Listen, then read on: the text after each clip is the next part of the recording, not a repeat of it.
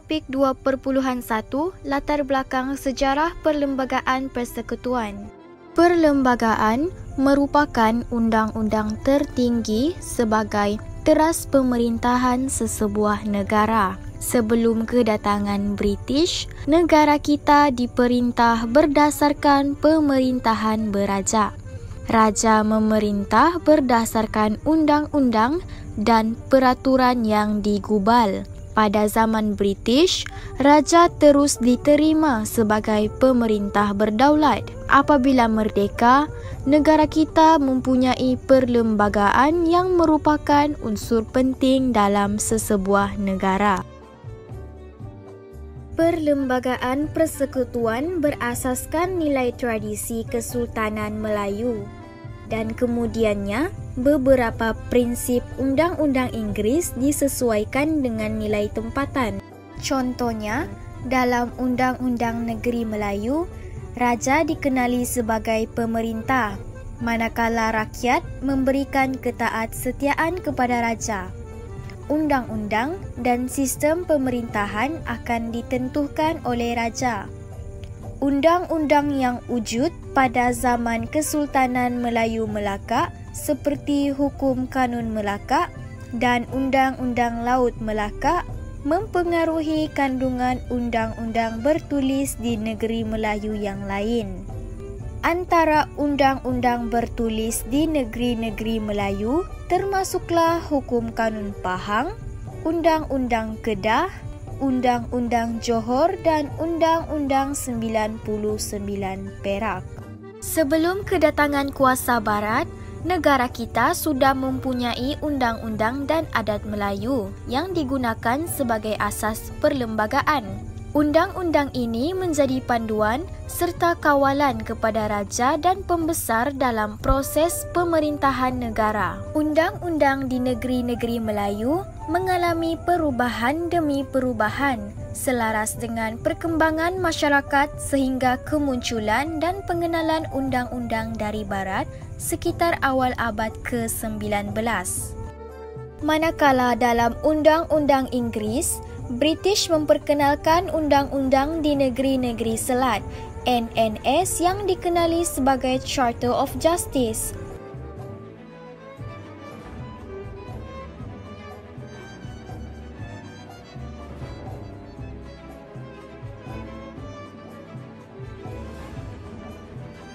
Ianya diambil daripada undang-undang yang digubal di England. Piagam terpilih yang bersesuaian dengan kegunaan NNS sahaja diguna pakai.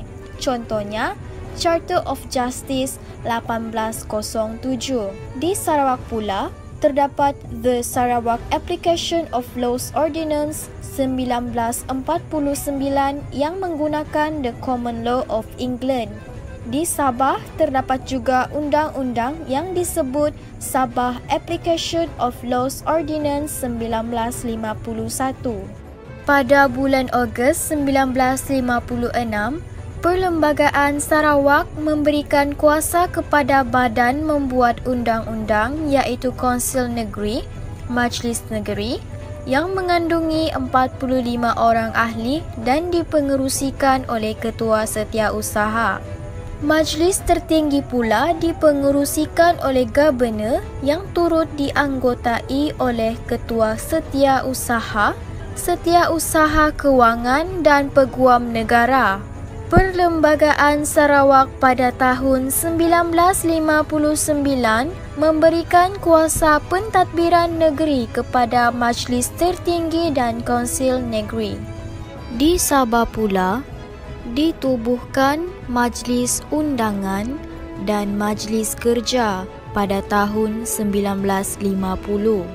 Majlis Undangan memberikan kuasa kepada Governor untuk menggubal undang-undang dalam pemerintahannya. Subtopik 2.2 Sejarah Penggubalan Perlembagaan Persekutuan. Sejarah penggubalan Perlembagaan Persekutuan bermula pada tahun 1877 hingga tahun 1957. Pembentukan undang-undang dalam sesebuah negara dilakukan oleh badan yang sah dalam perundangan. Di Malaysia, badan perundangan dinamakan Parlimen yang berkuasa penuh membentuk undang-undang negara. Sejak negara mencapai kemerdekaan, ahli parlimen memainkan peranan memindak perlembagaan bagi menegakkan kedaulatan negara. Sebagai rakyat, kita perlu menghargai jasa pemimpin yang berusaha untuk mengekalkan kedaulatan negara. Di negeri-negeri Selat, terdapat Charter of Justice untuk melindungi penduduk. Sementara itu, pembentukan undang-undang di negeri Melayu pula dimulai oleh Majlis Negeri Perak. Mesyuarat pertama Majlis Negeri Perak pada tahun 1877 yang dipengerusikan oleh Raja Muda Yusof menjadi titik tolak kepada pembentukan undang-undang negara. Majlis Negeri Perak berperanan untuk menggubal undang-undang bagi negeri Perak. Kemudiannya, peranan yang sama ini dimainkan oleh semua majlis negeri di negeri Melayu yang lain.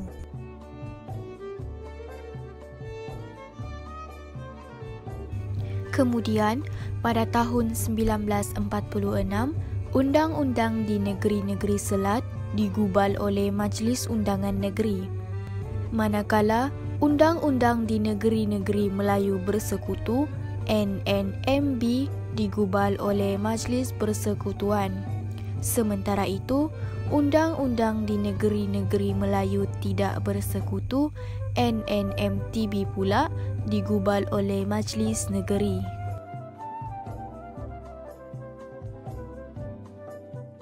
Seterusnya, Perjanjian Persekutuan Tanah Melayu 1948 merupakan titik penting pembentukan sebuah persekutuan yang terdiri daripada negeri-negeri Melayu, Melaka dan Pulau Pinang.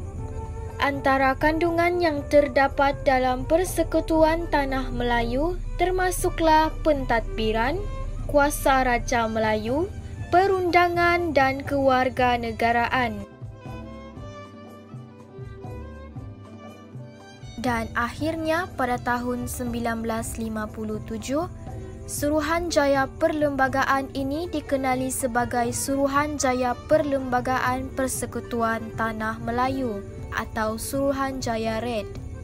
Perlembagaan Persekutuan Tanah Melayu 1957 disesuaikan dengan model Westminster yang diambil dari Britain. Perlembagaan ini berkuat kuasa sejurus selepas kemerdekaan pada 31 Ogos 1957. Perlembagaan ini juga menjadi asas kepada perlembagaan negara kita pada hari ini. Subtopik 2.3 Ciri utama perlembagaan persekutuan.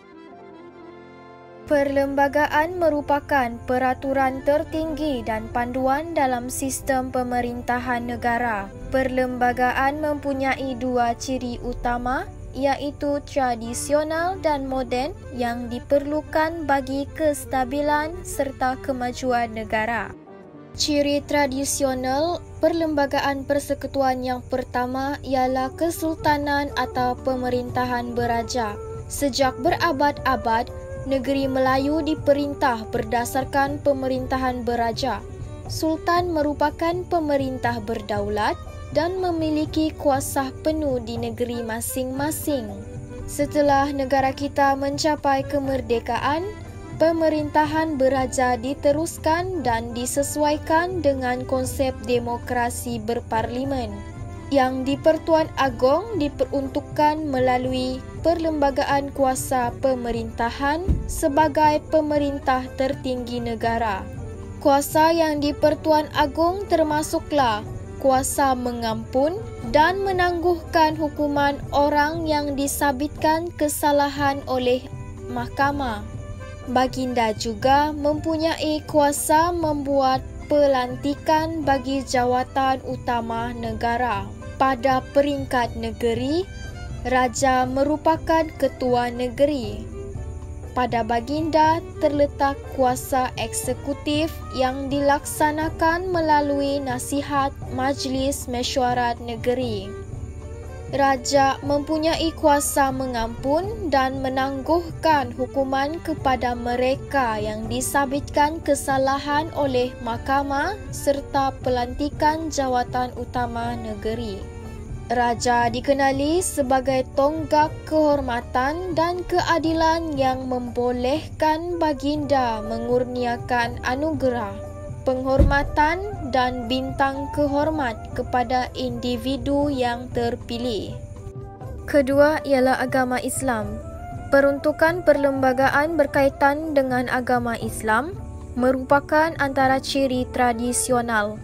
Pada zaman British, Raja di negeri Melayu tidak perlu menerima nasihat daripada penasihat British berkaitan dengan hak dan kedaulatan raja, adat istiadat orang Melayu dan agama Islam.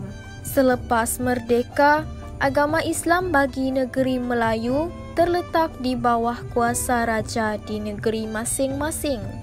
Bagi wilayah persekutuan dan negeri tidak beraja, perkara ini terletak di bawah kuasa yang di-Pertuan Agong.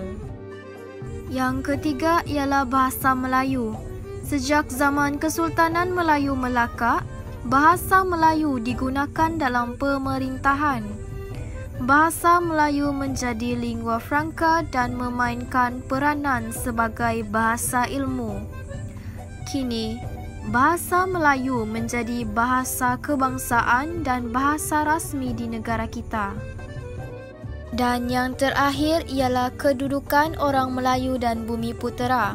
Sebelum merdeka, kedudukan orang Melayu dan Bumiputera adalah di bawah kuasa raja dan ketua peribumi. Apabila negara kita merdeka, yang di-Pertuan Agong diberi tanggungjawab memelihara kedudukan istimewa orang Melayu dan Bumiputera Sarawak dan Sabah serta kepentingan sah kaum lain. Manakala, ciri moden perlembagaan persekutuan ialah kerajaan persekutuan. Antara perkara utama yang disebut dalam perlembagaan persekutuan termasuklah mewujudkan satu sistem kerajaan persekutuan. Laporan Suruhanjaya Perlembagaan Persekutuan Tanah Melayu menyarankan kerajaan persekutuan dan kerajaan negeri diberi kuasa dalam bidang tertentu. Apabila Malaysia dibentuk, Sarawak dan Sabah diberi beberapa autonomi. Kedua ialah sistem demokrasi berparlimen. Perlembagaan persekutuan memperuntukkan sistem demokrasi di Malaysia. Asas kepada demokrasi ialah pilihan raya umum pada tahun 1955. Tujuan utama pilihan raya adalah untuk memberikan kebebasan kepada rakyat memilih wakil pemimpin dan menubuhkan kerajaan. Bagi menentukan pilihan raya dapat dijalankan dengan adil, maka ditubuhkan Suruhanjaya Pilihan Raya. Badan ini bertanggungjawab sepenuhnya untuk menjalankan pilihan raya. Terdapat dua jenis pilihan raya, iaitu pilihan raya persekutuan bagi memilih wakil membentuk kerajaan persekutuan dan pilihan raya negeri pula memilih wakil untuk membentuk kerajaan negeri. Yang ketiga ialah kewarganegaraan. Kewarganegaraan persekutuan mula diperkenalkan pada tahun 1948 melalui Perjanjian Persekutuan Tanah Melayu. Sebelum itu, tidak terdapat satu kewarganegaraan yang sama bagi seluruh negara. Rakyat dikategorikan sebagai rakyat raja dan terdapat juga penduduk yang mendapat kerakyatan British sekiranya dilahirkan di Melaka atau Pulau Pinang. Kemerdekaan Tanah Melayu dan pembentukan Malaysia melahirkan taraf kewarganegaraan yang sama kepada rakyatnya. Subtopik 2.4 Pindaan Perlembagaan Persekutuan 1963 dan 1965. Perlembagaan Tanah Melayu 1957 menjadi asas kepada Perlembagaan Persekutuan Malaysia 1963. Hal ini berlaku apabila terjadi penggabungan Persekutuan Tanah Melayu, Sarawak, Sabah dan Singapura. Pindaan perlembagaan yang dilakukan bertujuan menyesuaikan peruntukan negeri baharu ke dalam perlembagaan tanpa mengubah kedudukan negeri yang sedia ada. Terdapat beberapa pindaan perlembagaan yang utama dilakukan pada tahun 1963 dan 1965 melibatkan struktur Mahkamah Atasan dan Pemisahan Singapura. Pindaan Perlembagaan 1963 berlaku apabila Perlembagaan Persekutuan Tanah Melayu 1957 dipindah selepas pembentukan Malaysia. Pindaan yang dibuat adalah dengan cara memasukkan klausa baharu pada bahagian tertentu bagi menyesuaikannya dengan keperluan semasa. Terdapat 3 perkara utama yang berlaku dalam pindaan Perlembagaan 1963, iaitu struktur Mahkamah Atasan, pembentukan Mahkamah Tinggi Borneo dan jawatan yang di-Pertua Negeri. Pindaan pertama yang dilakukan ialah struktur Mahkamah Atasan. Perlembagaan Persekutuan Tanah Melayu 1957 menetapkan struktur Mahkamah Atasan mengikut model Mahkamah Tertinggi England yang membahagikannya kepada Mahkamah Atasan dan Mahkamah Rayuan. Apabila Malaysia dibentuk, Mahkamah Atasan diwujudkan, iaitu Mahkamah Persekutuan. 3 buah Mahkamah Atasan diwujudkan, iaitu di Persekutuan Tanah Melayu, di Sarawak dan Sabah, serta di Singapura. Mahkamah Persekutuan boleh mendengar mana-mana persoalan perlembagaan dan pertikaian antara kerajaan persekutuan dengan kerajaan negeri. Pindaan yang kedua ialah pembentukan Mahkamah Tinggi Borneo. Perlembagaan Malaysia mengekalkan kedudukan Mahkamah Tinggi Malaya dan pada masa yang sama diwujudkan Mahkamah Tinggi Borneo. Mahkamah Tinggi Borneo ini berperanan untuk menguruskan soal kehakiman di Sarawak dan Sabah. Pada tahun 1963, jawatan Ketua Hakim Borneo diwujudkan dengan berpusat di Kuching, Sarawak. Menjelang tahun 1994, nama jawatan ini diubah kepada Ketua Hakim Sarawak dan Sabah. Pindaan ketiga ialah jawatan yang di-Pertua Negeri. Apabila Malaysia dibentuk, Sarawak dan Sabah diketuai oleh Yang di-Pertua Negeri yang dilantik oleh Yang di-Pertuan Agong. Dalam menjalankan tugasnya, Yang di-Pertua Negeri perlu mengikut nasihat Majlis Tertinggi bagi Sarawak dan Kabinet Negeri bagi Sabah. Pindaan Perlembagaan 1965. Tunku Abdul Rahman Putra Al-Haj selaku Perdana Menteri Malaysia pertama membawa usul pindaan perlembagaan yang dinamakan Pindaan Singapura di Parlimen pada 7 Ogos 1965. Parlimen meluluskan usul ini yang membolehkan Singapura keluar daripada Malaysia. Oleh itu, semua perkara berkaitan dengan Singapura dimansuhkan dalam Perlembagaan Malaysia, iaitu Pindaan 1965. Contohnya, dari segi imigresen, kewangan, hubungan luar negara dan pertahanan. Perlembagaan merupakan undang-undang tertinggi dalam sesebuah negara. Perlembagaan menjadi panduan penting bagi negara yang menjelaskan kuasa dalam setiap perkara. Negara kita juga mengalami pindaan perlembagaan pada tahun 1963 dan 1965. Malaysia sebuah negara unik yang mempunyai perlembagaan berasaskan ciri tradisional dan moden. Kedua-dua ciri ini saling melengkapi satu sama lain. Apabila Malaysia dibentuk pada tahun 1963, pindaan perlembagaan dilakukan bagi menyesuaikannya dengan Sarawak dan Sabah. Pindaan perlembagaan yang dilakukan pada tahun 1965 pula menyaksikan pemisahan Singapura daripada Malaysia. Sebagai rakyat Malaysia, kita bertanggungjawab mempertahankan perlembagaan demi kedaulatan negara.